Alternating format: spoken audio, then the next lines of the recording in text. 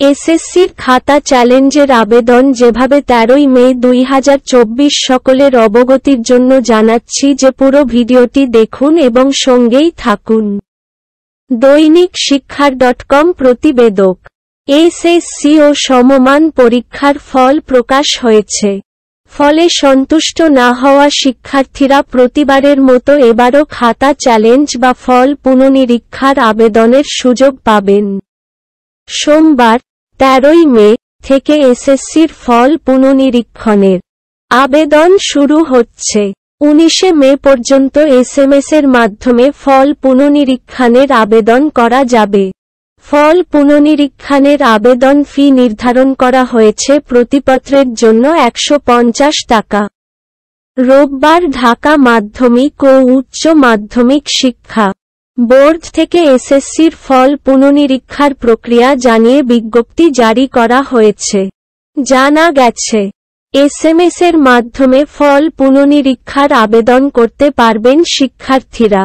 Teletalk prepaid phone থেকে RSC এর থেকে কম স্পেসের থেকে বড় বোর্ডের নামের প্রথম 3 অক্ষরের থেকে কম স্পেসের থেকে বড় রোল নম্বরের থেকে কম স্পেসের থেকে বড় বিষয় কোড লিখে 16222 নম্বরে এসএমএস পাঠিয়ে পুনর্নিরীক্ষার আবেদন করা যাবে। একই এসএমএস-এ একাধিক বিষয়ের জন্য আবেদন করা যাবে। এই ক্ষেত্রে বিষয় কোড পর্যায়ক্রমে কমা দিয়ে লিখতে হবে। ফিরতি এসএমএস-এ ফি বাবদ কত টাকা কেটে নেওয়া হবে তা জানিয়ে একটি পিন নম্বর, পার্সোনাল আইডেন্টিফিকেশন নম্বর দেয়া হবে।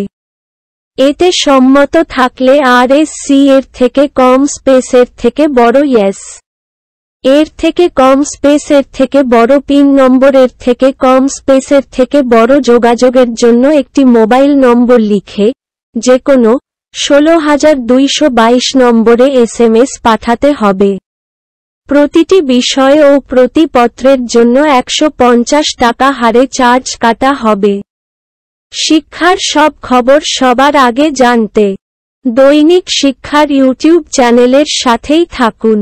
ভিডিওগুলো মিস করতে না চাইলে এখনই দৈনিক শিক্ষা.com-এর ইউটিউব চ্যানেল সাবস্ক্রাইব করুন এবং বেল বাটন ক্লিক করুন।